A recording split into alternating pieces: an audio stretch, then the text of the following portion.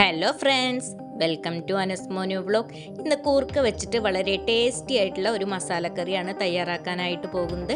അപ്പം നമുക്ക് നേരെ വീഡിയോയിലേക്ക് പോകാം. ആകെ പ്രപഞ്ചങ്ങൾക്കെന്നും നീനാദരേ, ആകെയും കാരുണ്യം നൽകും. ഇന്ന് നമ്മൾ ഉണ്ടാക്കാനായിട്ട് പോകുന്നത് ചോറിൻ്റെയും ചപ്പാത്തിയുടെയും അപ്പത്തിൻ്റെയൊക്കെ കൂടെ കഴിക്കാൻ പറ്റിയ ഒരു മസാലക്കറിയാണ്. അത് തയ്യാറാക്കി എടുക്കുന്നതിനായിട്ട് കുക്കർ അടുപ്പത്ത് വെച്ചിട്ടുണ്ട്.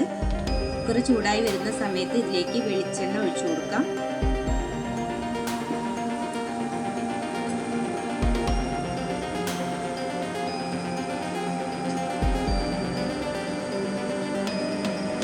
വെളിച്ചെണ്ണ ഒന്ന് ചൂടായി വന്നിട്ടുണ്ട്. ഈ ടൈമിൽ ഇതിലേക്ക് സവാള ചേർത്ത് കൊടുക്കാം.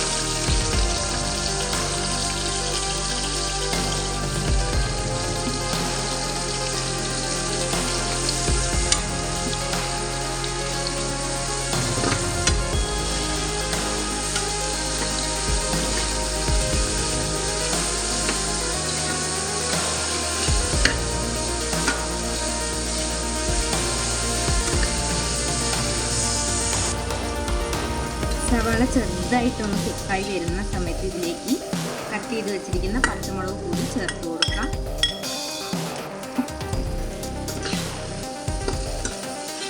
എന്നിട്ട് നന്നായിട്ടൊന്ന് വഴറ്റിയെടുക്കാം.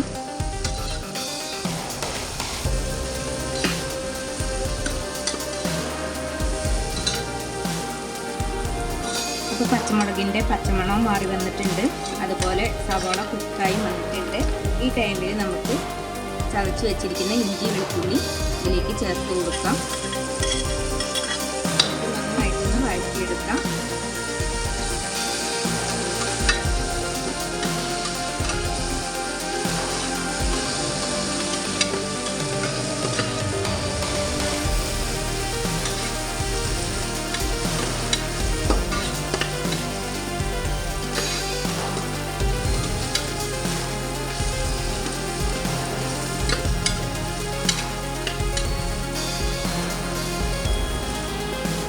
ഇഞ്ചിയുടെയും വെളുത്തുള്ളിയുടെയും പച്ചമണക്കം മാറി വന്നിട്ടുണ്ട്. ഈ ടൈമിൽ നമുക്ക് മസാല പൊടികൾ ചേർത്ത് കൊടുക്കാം.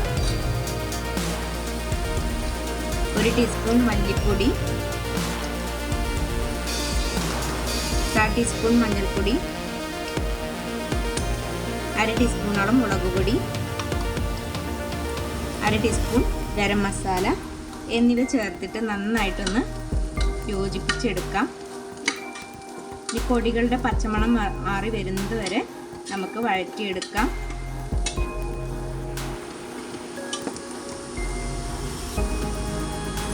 അപ്പോൾ പൊടികളുടെ പച്ചമണമൊക്കെ മാറി വന്നിട്ടുണ്ട്. ഈ ടൈമിൽ കട്ട് ചെയ്ത് വെച്ചിരിക്കുന്ന ഒരു തക്കാളി കൂടി ഇതിലേക്ക് ചേർത്ത് കൊടുക്കാം.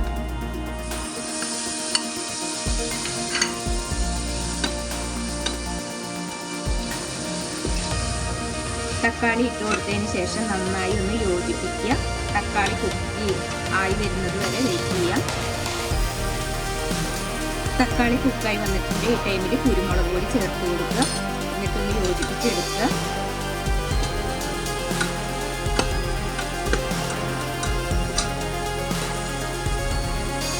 ഇനി ഇതിലേക്ക് ക്ലീൻ ചെയ്ത് വെച്ചിരിക്കുന്ന കൂട്ട് കൂടി ചേർത്ത് കൊടുക്കുക.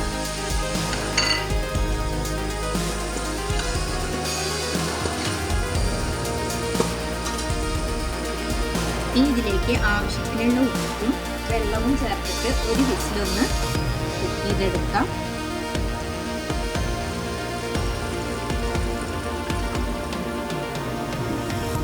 വെള്ളം ഒഴിച്ചു കൊടുത്തതിന് ശേഷം നന്നായിട്ടൊന്ന് യോജിപ്പിച്ചെടുക്കണം. എന്നിട്ട് വേണം അടച്ചു വെച്ചിട്ട് കുക്ക് ചെയ്തെടുക്കാനായിട്ട്.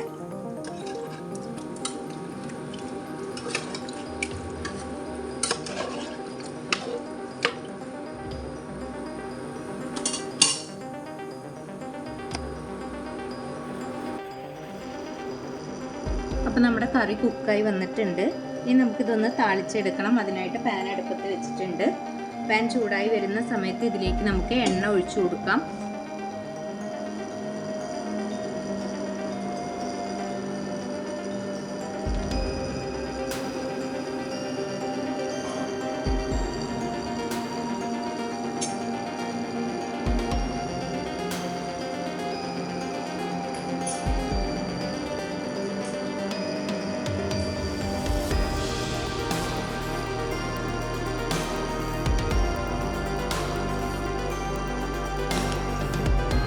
അപ്പോൾ എണ്ണ ചൂടായി വന്നിട്ടുണ്ട്. ഇതിലേക്ക് അരിഞ്ഞു വെച്ചിരിക്കുന്ന ചുവന്നുള്ളി ചേർത്ത് കൊടുക്കാം.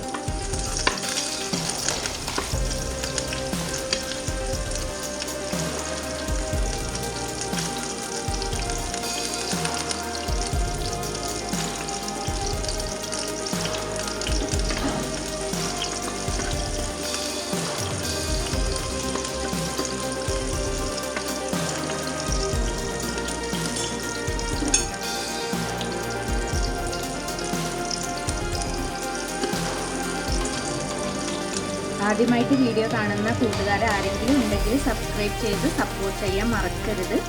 വീഡിയോ കണ്ടുകൊണ്ടിരിക്കുന്ന സമയത്ത് നിങ്ങൾക്ക് ഇഷ്ടപ്പെടുകയാണെങ്കിൽ ഒരു ലൈക്ക് അടിക്കുകയും നിങ്ങളുടെ കുടുംബങ്ങളിലേക്കും സുഹൃത്തുക്കളിലേക്കും ഒന്ന് ഷെയർ ചെയ്ത് കൊടുക്കുകയും ചെയ്യണേ.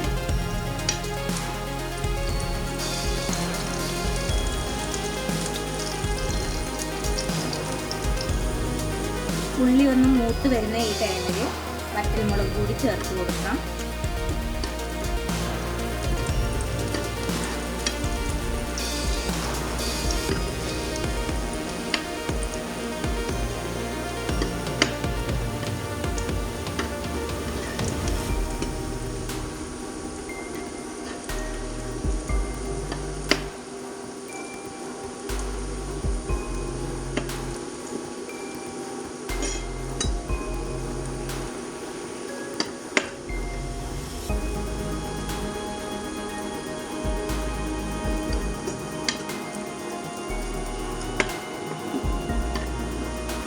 ഇനി ഇതിലേക്ക് വേവിച്ച് വെച്ച് തയ്യാറാക്കി വെച്ചിരുന്ന ഈ കറി ചേർത്ത് കൊടുക്കാം.